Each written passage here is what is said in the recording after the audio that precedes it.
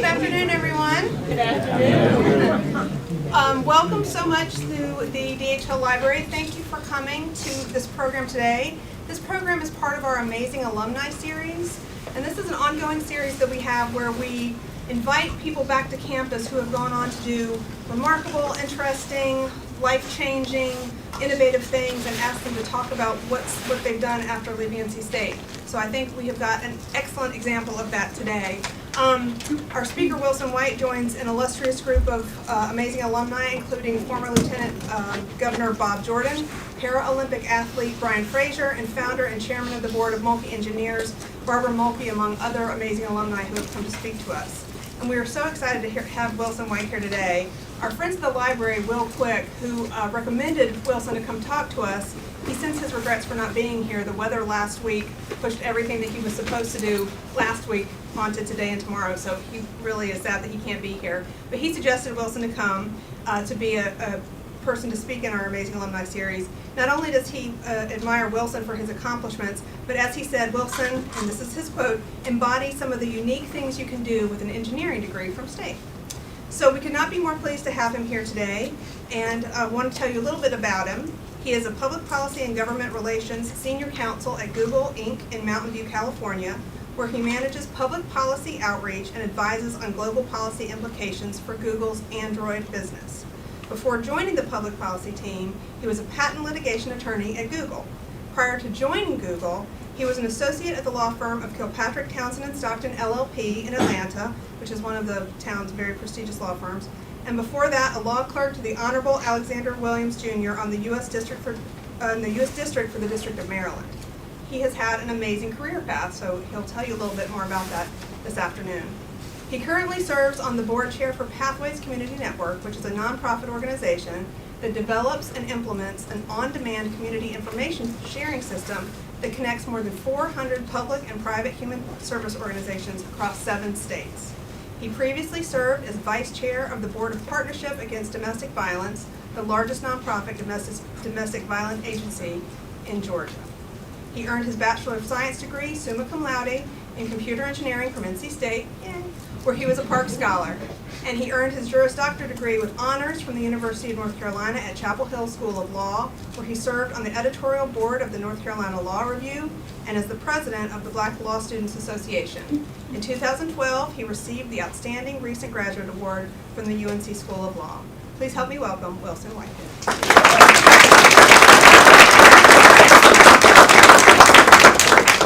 Thank you, Marion, for that introduction, and thank all of you for coming out.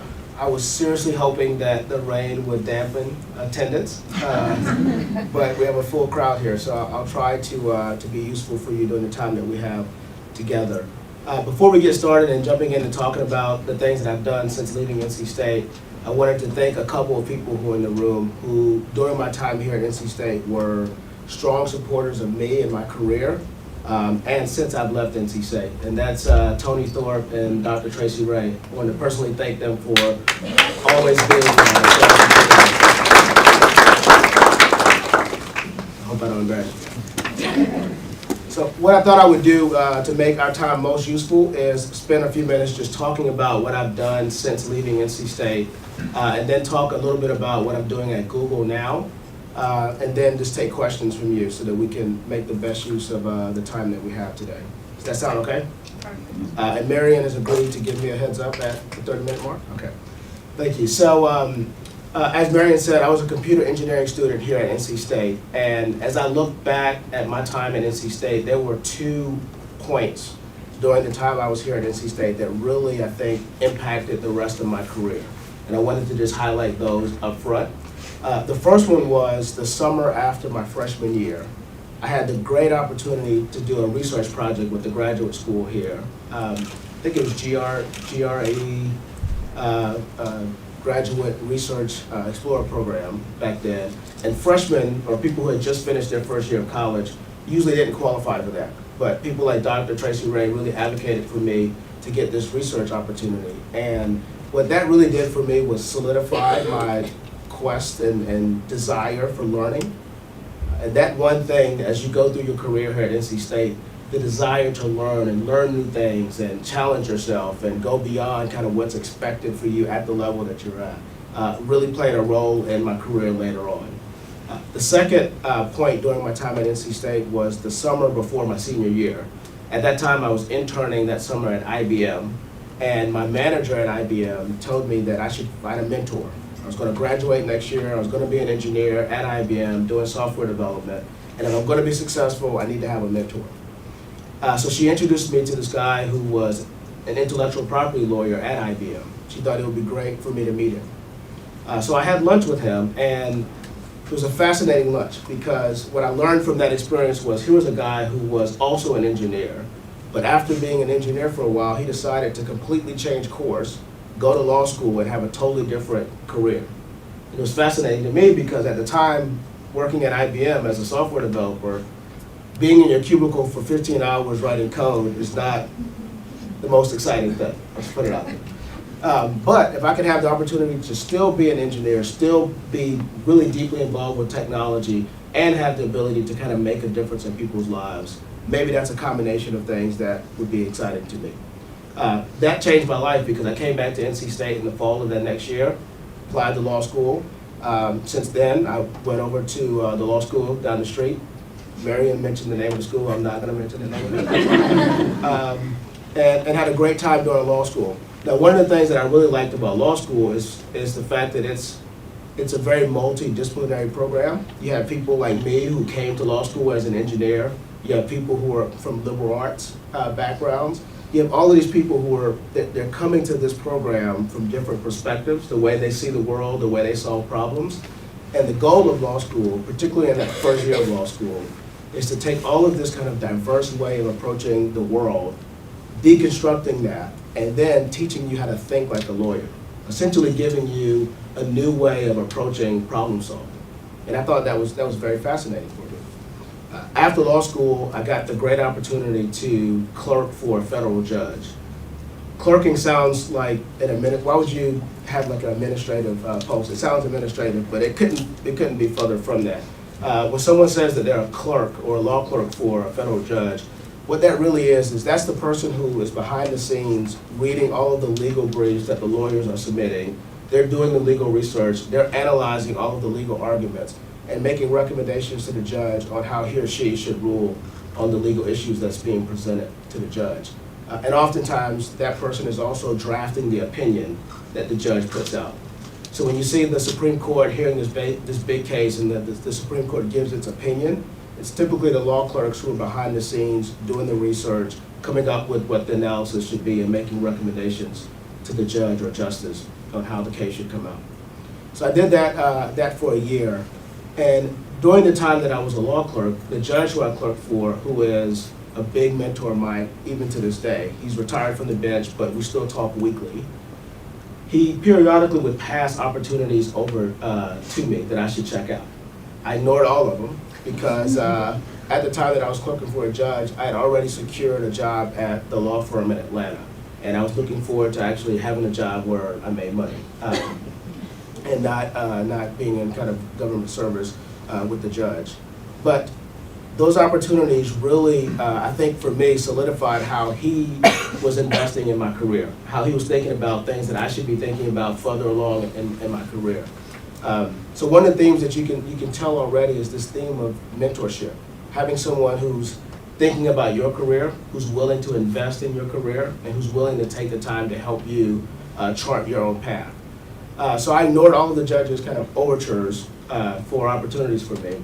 I went to Atlanta, went to a law firm, and finally made good on this goal of mine to be a patent lawyer.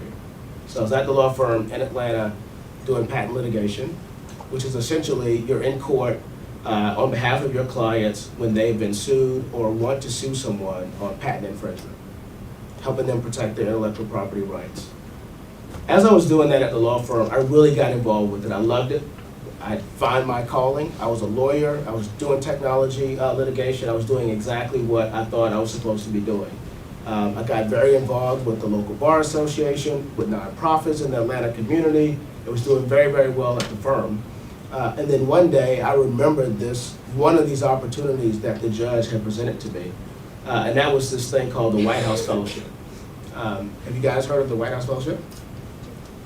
Apparently it's a very, very prestigious fellowship where you get an opportunity to go and work at the highest levels of the federal government for a year as a senior advisor to a cabinet official or some other high-level official, and really get deeply exposed to the inner workings of the federal government. I thought it would be a great thing to try out because the judge had told me about this 4 years prior. Maybe I should, now I'm more mature, I feel very comfortable in my career, maybe I should try out this opportunity. So I applied for the White House Fellowship, and it was an amazing experience. First I applied, and the process of applying for the White House Fellowship requires you to deeply reflect on who you are, what you want to do when you grow up, and like what contributions you're going to make to society. That period of deep reflection is rooted in the application process.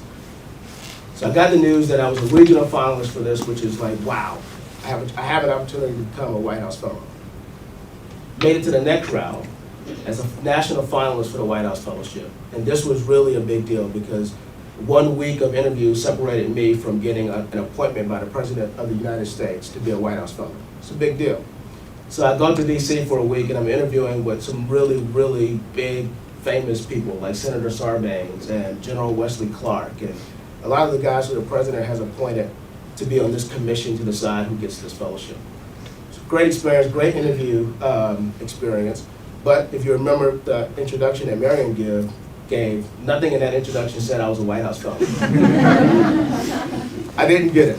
I didn't get the fellowship, but the reason why I'm telling you about the fellowship is because sometimes in your career, you think that this is the way you should go, and you think that this is where your career should go, this is the path you should take, and it may not work out for you. And sometimes you can look at that not working out as failure. But what I remember from that interview experience, I was interviewing with General Wesley Clark, who's a 4-star general. He actually ran for president back in 2004, I believe. He asked me pretty bluntly, he said, you're at this law firm, you're doing well at the law firm, what are you going to be doing in 10 years? And that seems like an easy question, but if you really are in this kind of deep reflective state, what you're going to be doing 10 years from now, it's not easy to have an answer to that.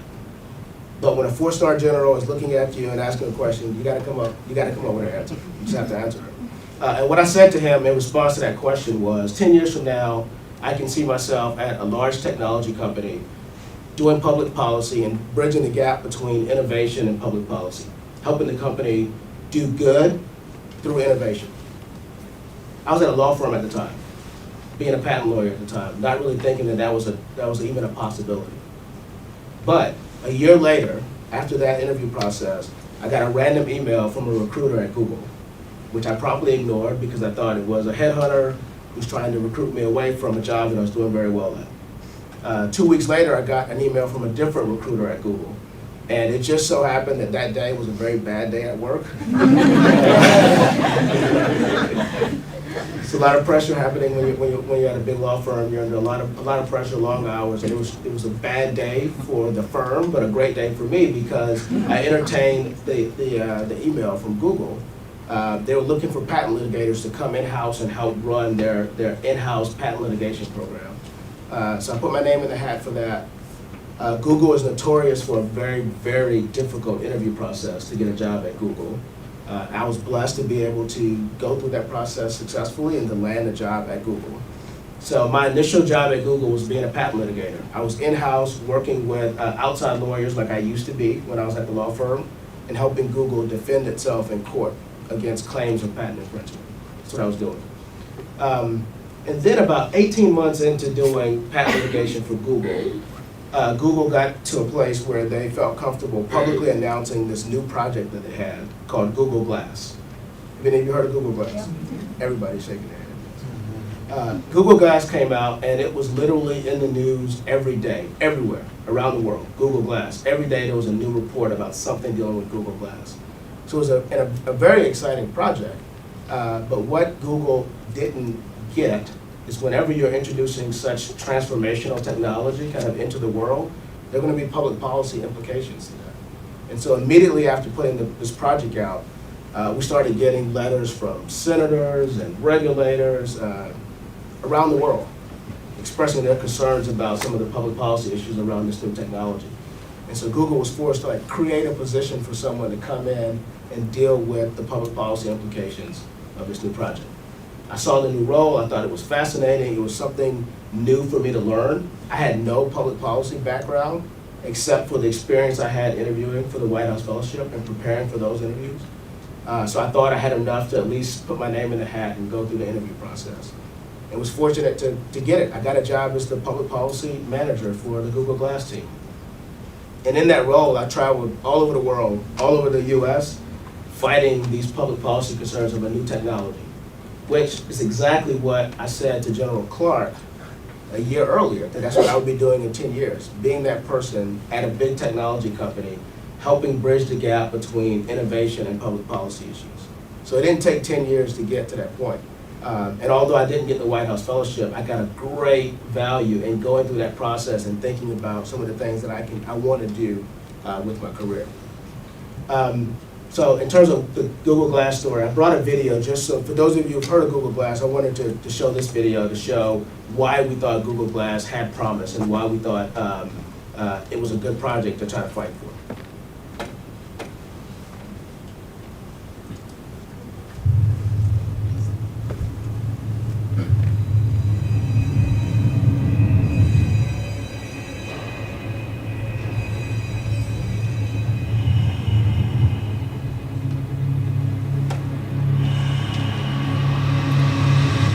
This is firefighter Patrick Jackson, glassware developer. Okay, Glass, show the floor plan. He wants to give firefighters hands-free access to the information they need, when they need it.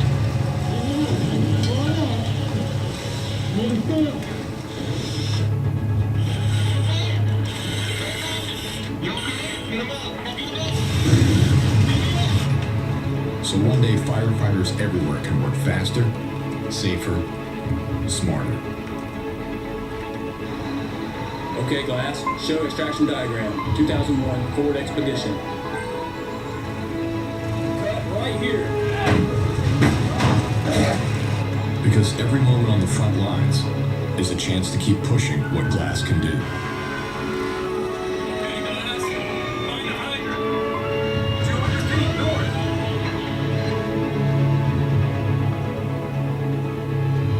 This is Patrick Jackson, firefighter, developer, and fearless explorer. Okay, you guys have to ignore the fearless explorer part. That's our marketing team getting the picture. So I like showing that video because it really highlights how technology can actually make a big difference in people's lives. My job when I was working on the Google Glass team was to make sure I helped policymakers, lawmakers, and regulators around the world understand that. So if they are thinking about new laws and new regulations, yep, whenever you have new technology, there are new issues that you have to address, but you want to make sure that if you're coming up with new laws and new regulation, that you're doing it in a way that's leaving room for future innovation. And that was my job when I was working on the Glass team. Now, we did a very good job with that. Policymakers loved it. They loved the product. There were no bad laws that were passed to ban glass or anything like that. And my award for helping the Glass team get into a stable place was to get a lot more work doing the same thing. What our team understood was having someone who understood the technology, so they had the credibility with our engineers and our product teams, who could also go and deal with people like lawmakers and regulators and speak their language as well. It's a very useful thing. And being an engineer, having been a patent lawyer, having been an IP lawyer, having worked in-house at a company dealing with business issues, it was the perfect combination of skills to make that job successful for me. So as an award for that, I'm now doing what I did for Glass for Google's entire mobile business. So I head up public policy and government relations for our Android business, for Google Play, and for all wearables like Glass. You may have seen the Google Watches. Everything that's mobile, dealing with the public policy and government relations issues, it's now my responsibility. And it's an exciting thing because here in the US, almost everyone has a smartphone, right? And if you're like me, you didn't grow up with using a smartphone immediately. Like your first foray into the internet was probably a desktop, then maybe a laptop, and now smartphones is how you primarily get access to the internet. And the internet is powerful. It opens doors of opportunity because you have access to information. And there are people around the world who their first foray into the internet will be a smartphone. My daughter, she's never going to see a desktop or a laptop. Her first foray into the internet has already been, at 2 years old, a smartphone. And when you think about people in rural or remote emerging parts of the world, mobile is a big deal. This is how they're going to get access to information. This is how they're going to build businesses and create to like economic development in their world. And so one of the things I get to work on now is heading up public policy for the Android business is that thing. And I brought another video to help highlight that.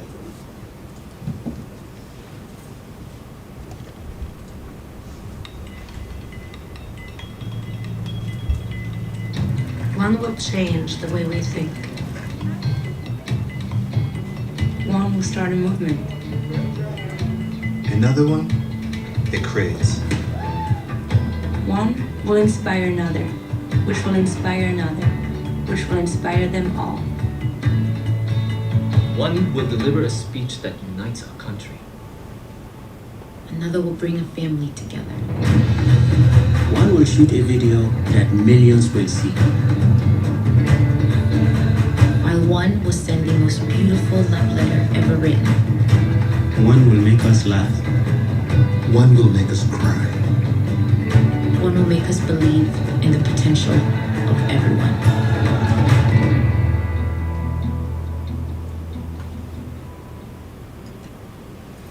So that's a new project at Google called Android One. And the very goal of that project is to get smartphones in the hands of the next 5 billion people that's on the planet who don't have access to smartphones. Now, when smartphones kind of hit the scene back in 2007 when the iPhone debuted, smartphones were $600. And many of you can get smartphones now. Some of it is subsidized by your cell phone carrier.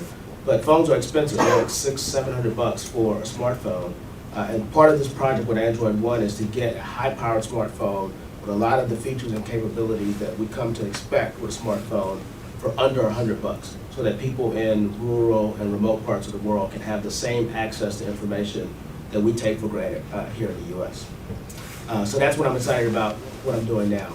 I don't know what I'll do next. Right, I've been doing this for the past year, but one of the things that I've learned throughout my career is your career is not a job, right? It's a collection of jobs that over time kind of define what your career is. So as you're thinking about what your next move is going to be after NC State, don't feel like you have to have it all figured out. Just do the next thing, and always remember that learning is a good thing. The more you're chasing learning or chasing new ideas, new challenges, the next challenge will present itself to you, and over time you'll have a great career. So with that said, I'll take some questions from you guys so I can be most useful. Yes, ma'am. I recently just did a presentation on Google, and I came across that whole thing about Google Fiber being in a triangle. What exactly is that? So Google Fiber is Google's effort to bring very high-speed internet to communities. So it's a gigabit internet speed. So right now, if you have like Comcast internet, you're probably getting like 50 megabits of speed. So imagine that on like 3 orders of magnitude more in terms of speed is what we're trying to bring to several communities around the country. Any other questions? Yes, sir. So this may seem like weird, but as a user of Apple and kind of that operating system, what do you see Android having benefits over? Because people that I've tried to talk to haven't been able to articulate it well enough, or I just don't understand. Like I'm trying to get a good opinion about it, and so you seem like you know. Yeah, this is exactly what I do. So for that question. Apple's platform is a proprietary platform, so it's a closed system. Apple controls it. Android is what we call an open source platform. So what Google does is it creates all of this code and then it donates it to the public. So anyone can take Android and build on top of it. They can take what they like, what they don't like. It's free and it's open. They don't have to pay Google to use Android, the code itself. Now what that has done is it's basically created a separate platform to compete against the proprietary systems like iOS. What we've seen as a result of that, the iPhone came out in 2007, $600. Android comes out in 2008. It's an open source platform, not just Apple. Many manufacturers can build on Android, so Samsung or HTC or Motorola. Now you have several people who can build smartphone experiences for consumers. And when you have that kind of competition, several things happen. Everyone's competing to have the best experience for their consumers, but also it puts like a downward pricing pressure on everyone. And so because of that, the prices of smartphones since 2007 has gone down. And that's why many of us have smartphones today. So that's one of the huge benefits of Android as an open source platform is it creates competition in the marketplace. Does that make sense? Yeah. Did I do a good job of Yeah, that was awesome. No, yeah, And if I failed at that, I don't even be doing what I did. Yes, sir. So Google's goal of Android One is to get smartphones into the hands of billions of people that haven't had it before. But my question is Google is developing software and not hardware, and it seems to me that the issue is hardware in these third world countries because that's what's expensive to get into people's hands. Yeah, so Google is actually, so Android One is hardware. It's really the hardware because the Android software is going to be the same that we have everywhere, right? And what we want to do is get that same software with all of those features into the hands of people in these remote parts of the world. So you got to have the hardware that's going to support it in areas where you don't have the same type of power grids and those types of things, right? So not only are we building hardware ourselves, but we're finding local partners in those countries to help build the type of hardware that's needed to support the features for the devices there. So it's both software and hardware. Make sense? Do you do much with other programs in the Google X Labs, or when you were at least head of Glass, did you interact with them much? Yeah. So when I was working with Glass has now graduated from Google X, and I can talk about Google X if people are interested in Google X. But at the time I was working on Glass, Glass was still part of Google X, and so I was aware of some of the other Google X projects that we're working on, most of which are not public. But my focus primarily was on Glass at the time. So Google X is, just so you know, Google X is the secret lab at Google where we work on what we call moonshots. It's where we try to innovate, not like small iterations on innovation. We try to do really big steps in innovation. So like the self-driving car, you may have heard of the self-driving car that Google came up with 7 years ago. That's part of Google X, right? Doing something fundamentally different from what people see today. Glass is another project that's come out of that.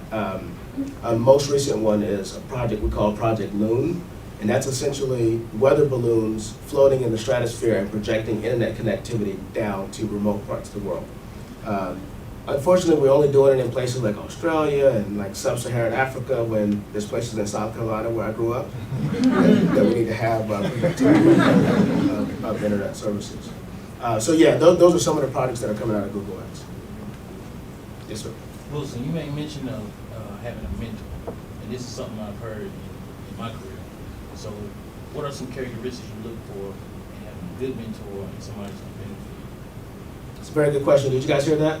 The question was, in terms of a mentor, what are some of the characteristics you want to look for in a mentor when you're trying to decide who's helping you with your career?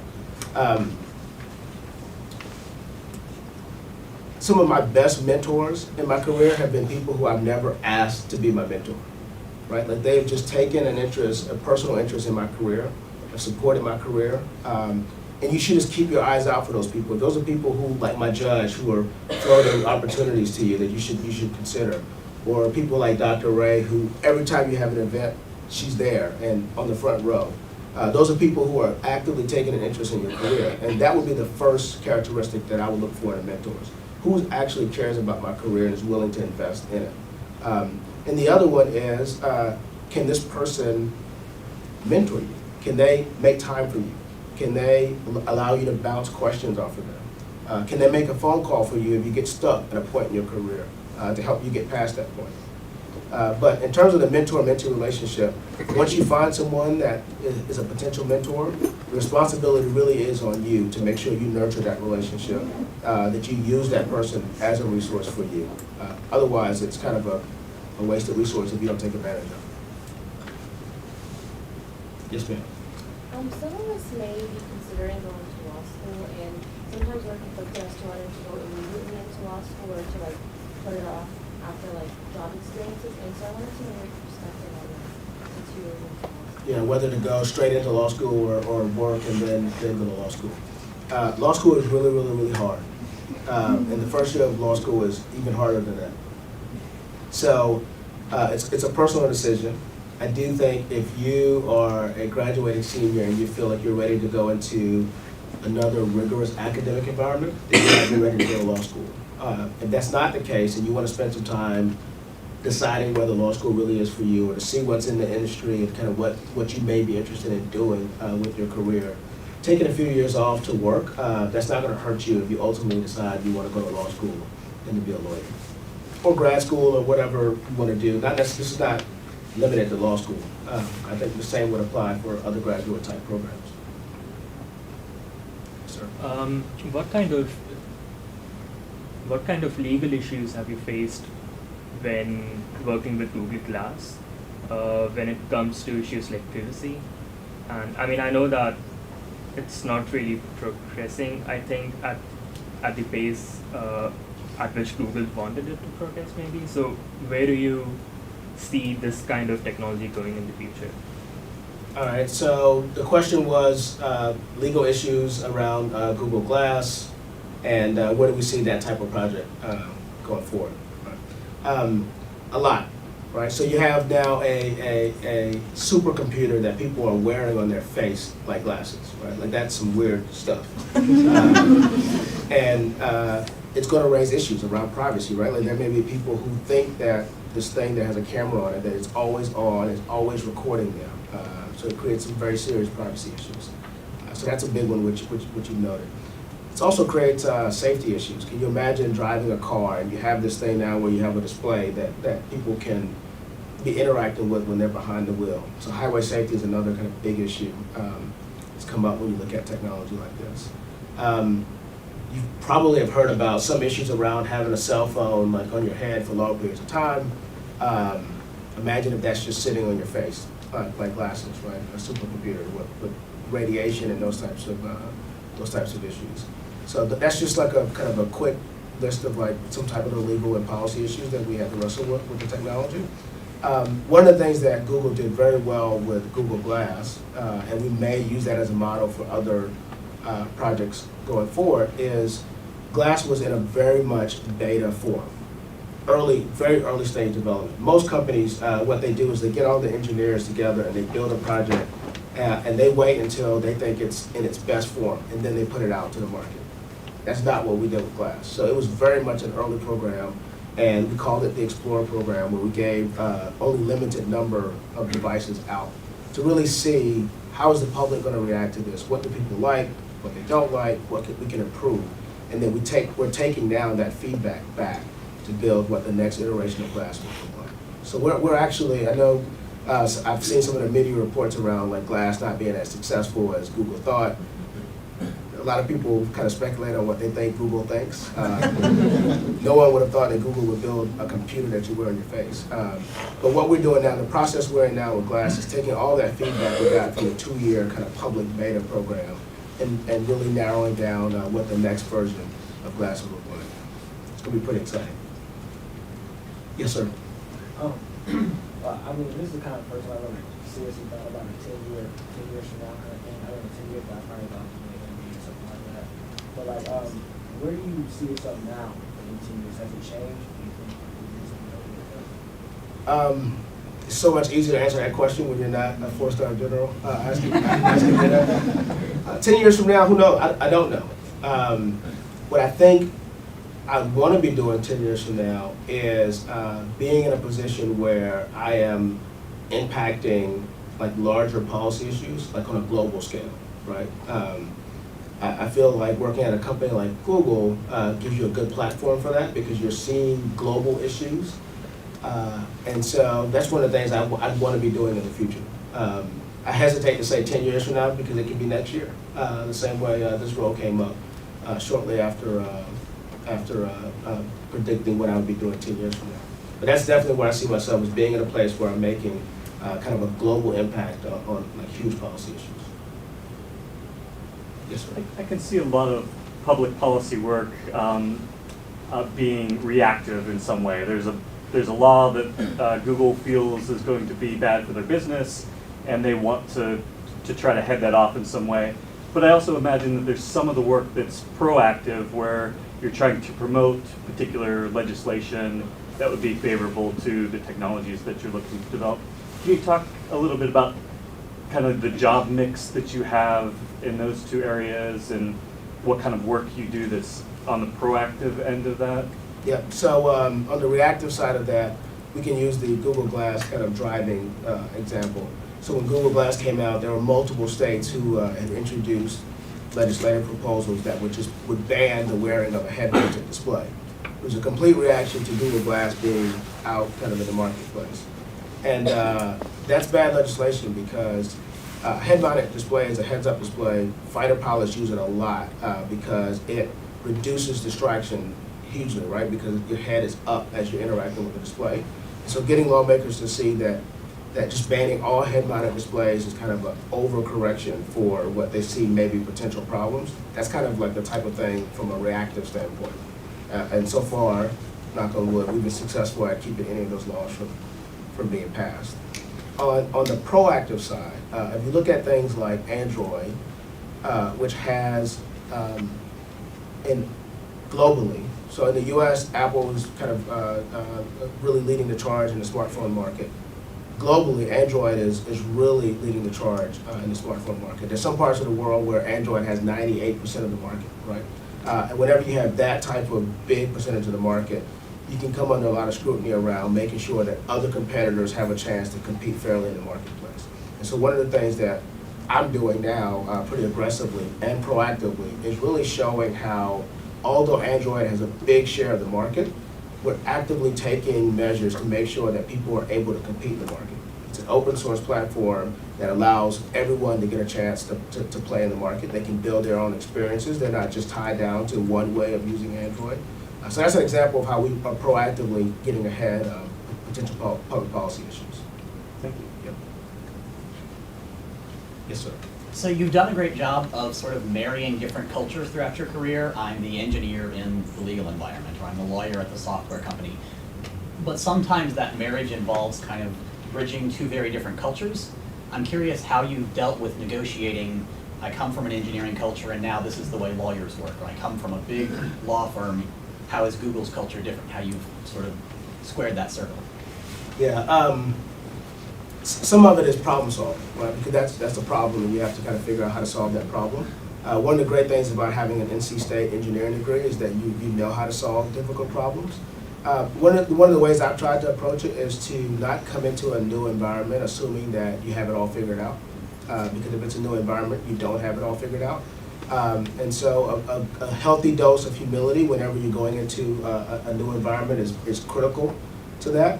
But once you're comfortable in that environment, you should always be looking for ways to show how your previous experiences can add value to that environment. So as an engineer coming into law school, lawyers and particularly law students, there's a ton of reading as a law student. As an engineering student, there's not a whole lot of reading. It's all about problem solving, right? Math, but not big papers and that kind of thing. But what you do learn as an engineer is how to think logically through a problem, right? How to narrowly define the problem, narrowly define paths to a solution. And so when I went to law school, which is a totally different kind of environment in engineering, one, figuring out how an engineer can add value in that environment, which is how can we logically approach problem solving. And then I think I've used that same kind of process into going into different environments. One, being humble and understanding that you don't have it all figured out yet. And then once you are comfortable with the content, figuring out ways to show how your previous experiences can add value to that new environment. Does that make sense? Sure. Dr. Ray? So Wilson, when you hear about your story and your journey, it sounds like you've just been on this serious fast track. You almost jumped from South Carolina to Google. You were moving so quickly. I remember you, of course, when you were 18 as a freshman, and the only difference is that little thing hanging right there. So for For someone who is looking at your level of success, what's the value of moving as quickly as you have, to achieve the success you have, and what's the challenges that come along with that upward mobility that's happened so quickly? Yeah, well, it doesn't feel like it's been quickly. It's been a long haul, but it's a very good question. I think our generation is not the generation, and you guys are going to be even kind of better at this than my generation. But we're not the generation that's going to be at a company for 30 years, right? Our full career will be in one place. That goes back to this desire to continue doing different things and those challenges. So for me, it's been great to be able to move through environments very quickly, learn things, and kind of quickly gain the type of responsibility that makes the job exciting. But there are serious challenges with that, right? Because oftentimes I'm the youngest person in the room, right? Or someone who hasn't had years of experience in the space. Coming into public policy from being a patent lawyer with no public policy background or no public policy anything in your resume, it's tough. It's tough to kind of gain the credibility. Those challenges will exist, but to the previous question, one of the things you do with that is recognize that you're here. You're here because you're supposed to be here. You're here because you are able to do the job. And you take the steps to make sure you learn and be the best at whatever you've been given the opportunity to do. So that's kind of the approach that I've taken to it. And this can grow a little longer. Trimmed it up for this. Yes, sir. So you were talking about how your 2-year-old daughter has already experienced with smartphones, and I just wanted to get your opinion on. My mother's an elementary school teacher, and she says this whole younger generation is so dependent on technology that some kids don't even know how to use a dictionary. I just kind of wanted to get your opinion on it. Do you think that's necessarily a good thing or a bad thing? I do think that our culture is getting to a point where we're kind of saturated with technology. I have a smartphone. There's at one point I was wearing glass. I have a smartphone and a watch. It's like, why do you need all that? So I do think that that's fair commentary. We are kind of becoming saturated. And one of the things I think we're doing as technology companies is figuring out how do we build technology that allow people to get back to being people, right? One of the challenges with glass is how do we allow people to not have their head down in their technology, but they can be head up and just get access to information right when they need it and can go back to interacting with technology. So I do think that question is something that even the engineers and technology companies are thinking about how to solve. But I think technology is great. I remember when I traveled to Ghana, West Africa, and we visited, I think I was either a freshman or maybe even a senior in high school. And we visited this girls' school, and they were doing long division by hand or something like that. And of course, we were using calculators. And it was nice that they were doing that, but I'd much rather use the calculator to get the answer to the question. So there has to be a balance between where technology exists and how we still kind of interact as human beings. But it's a fascinating question and one that people are thinking very hard about. Yes, sir. I know you grew up in the great state of South Carolina. It's the best. So when you think about what you learned growing up, that you still draw strength from now, what would you say they are? Did you guys hear the question? The question is, I grew up in the great state of South Carolina. And what values that I have growing up that I think still kind of get me through my career even today? Is that fair question? I would say there are four kind of principles that were part and parcel of my kind of upbringing at home in South Carolina with my family that I think have always been with me. The first one is hard work. There are no shortcuts. If you're going to be the best at whatever you've been given the opportunity to be at, you have to work hard, period. That starts in the classroom, on the job, in community activities that you're doing. You have to put the work in. You have to work hard. That was true for me growing up as one of 6 kids, and it's true now working at a company like Google. The next one is integrity, which I like to say is doing the right thing even when you think no one is looking, right? Just be on the right side of every issue. So if there's something that's questionable, you don't want to get anywhere close to the line. And that's a value that I think has served me well so far in my career and in life. The next one is giving back. I was very blessed to grow up in a loving family. People have invested in my life. I mentioned people here like Dr. Ray and Mama Thorpe who've personally invested in my life. And if people have done that for you, I think you do have an obligation to invest in other people's lives and to help other people out and to be involved in your community and to be involved in issues bigger than yourself. So that's another one that's I've taken with me. And then finally, humility. We don't know everything. I don't care how smart you are, someone's smarter than you. I don't care what school you went to, someone went to a better school. How much money you got, someone got more money. So whenever you approach a situation, having a very healthy dose of humility is important. For me, the way that played out growing up, I grew up in a family of 5 boys, 1 girl, 2 older brothers and 2 younger brothers. So while I could kick my younger brother's butts, my older brothers kicked mine, right? So I couldn't get too far ahead of myself when approaching my younger brothers. So those 4, hard work, integrity, giving back, and humility are the values I think from my upbringing that are still with me today. Yes, sir. You've indicated about how learning how to solve problems as an undergraduate played out in where you're at. What about other experiences as an undergraduate? What other things would you think about may have played a role in how you see the world or what you've done? The question is, like, what other experiences other than learning how to solve problems as an undergrad have played out as important things in my career? The one that immediately jumps to mind is relationships. So while you're here and you're in college and your primary thing is academics, right? Your primary reason for being here is to make good grades and to have a degree so you can get a good job. But like the people you meet here and the relationships that you build here are fundamental to a successful career. Like I see in the room a lot of my fraternity brothers and friends, even from when I was in college, right? Like 12 years ago, I graduated from college and they're here to hear me give a speech about what I've done in my life, which they all know. But those relationships that you nurture here at NC State, these are going to be the people who are on the other end of a phone call you get because there's a great job opportunity for you. Because they remember hanging out with you at State and they know you're a good person and they want to make sure you have an opportunity. These are the people who are going to be your clients, right? Or people who are helping your business grow. So that's the one that immediately comes to mind is not just the academic part of the college experience, but the relationships. Yeah, I have a question about public policy and national security.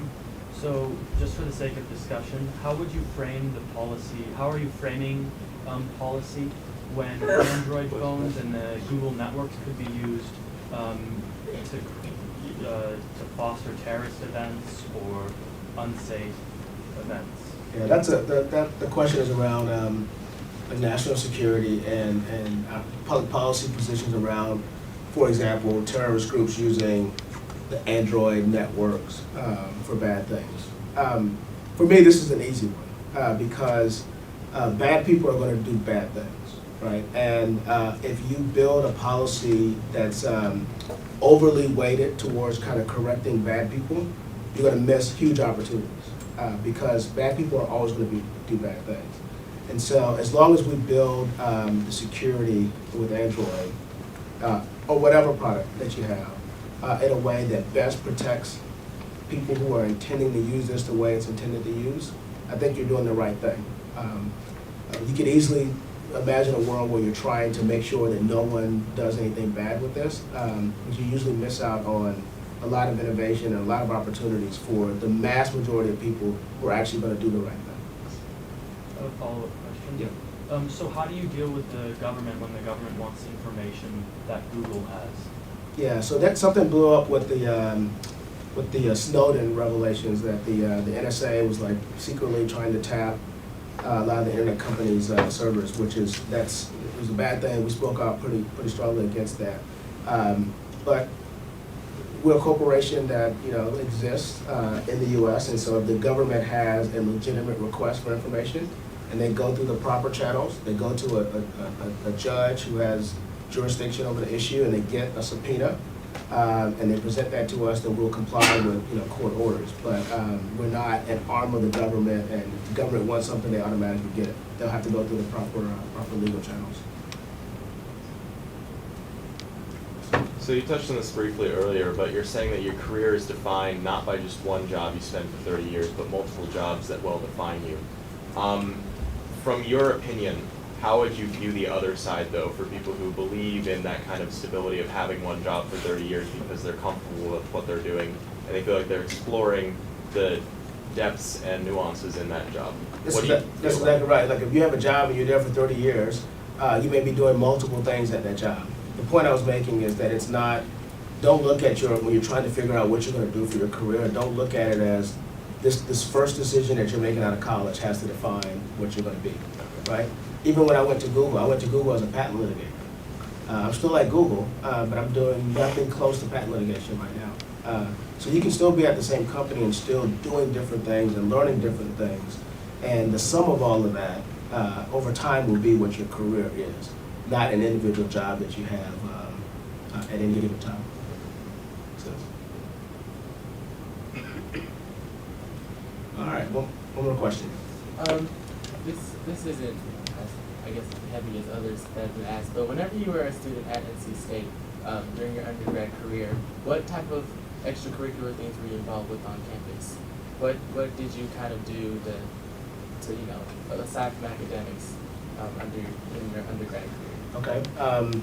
I was part of the Park Scholars Program here, so there are tons of programs that go along with that. For my first year and a half, I was in the Student Senate. It makes sense now that I'm doing government relations stuff, because I got a lot of practice doing like mock legislative activities here in Student Senate. I was part of the Society of African American Culture. I was very involved with SAC. I was a member of Omega Psi Phi fraternity here on campus, so I did a lot of Greek life activities. And Dr. Ray would know, because she made me do a lot more than that. I was a symposium counselor. When you came back as a grad, when you were studying for the bar? Yes. See? The peer mentor program, yeah, so, yeah, whatever she says I did, she made me do it. Yes, ma'am. I have a comment as a regular consumer who often has a love-hate relationship with the internet and technology. I must say that it's been just so thrilling to hear you talk and to really put a face and a mind and a soul to the inner workings of Google, and I certainly hope there are many more people like you as colleagues there. I do have a couple of little questions. One is, are people like yourself who are also representing sort of like the consumer outcomes of new products developed by Google, not just representing how Google is going to interface with the government relations? And as a graphic designer who's been working for over 30 years, I'm in a field, and I think that tech is a field where it's been very slow for underrepresented groups like African Americans or women to really infiltrate the ranks. Do you see that changing, and what can we do to, it doesn't seem to be changing fast enough for me. Me either. So to your first question, of course, we have people who are focused on the consumer aspects of our products that we're putting out, what implications they have for consumers, that kind of thing, for sure. The second question around diversity in tech and how do we deal with that problem. It's one that's now, for I think the third iteration of it, is kind of being discussed in Silicon Valley right now. Google was the first tech company a few months ago that put out our diversity numbers, and they were pretty bad, women and minority groups. And it's not an easy problem to solve because one, you have to have a pipeline of students who have the backgrounds and who have the interest in working in kind of a tech field. So one of the things that you guys can do here at at the university level is to really ramp up recruiting of women and minority students in the tech disciplines, in the STEM disciplines. If we don't get them here, we'll never get them at companies like Google, right? And then nurturing that pipeline, companies like Google, we have to do a very good job of making sure that when people like me successfully get a job at Google, that we stay at Google, right? And that other minority people who are coming through the universities, they see that, you know, it's possible for someone that looks like me, a woman or underrepresented group, to have a job at a company like Google. And so it's a multifaceted problem. We have to do a better job of it, but it's at every level that everyone has to understand the importance of having that. And the reason why it's important is not just to have more women or to have more minorities working in tech. The reason why it's important is because, like Google Glass and like Android One, technology is increasingly becoming its job to impact people's lives. And if you have a very homogeneous group of people who are deciding how technology is improving people's lives or impacting people's lives, it's going to do a lot of damage to people who aren't part of that homogeneous group. And that's why it's important for us to do it. It's a serious issue if we're going to have technology impacting people in a real and lasting way. Good? That was... All right, so thank you all for coming out and hearing me.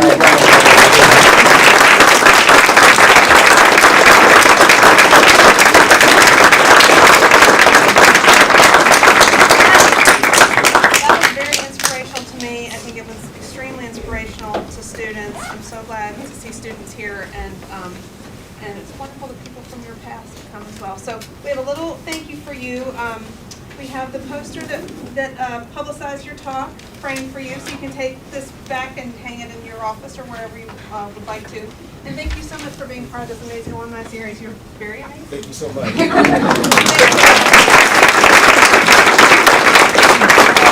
I brought a bunch of my cards.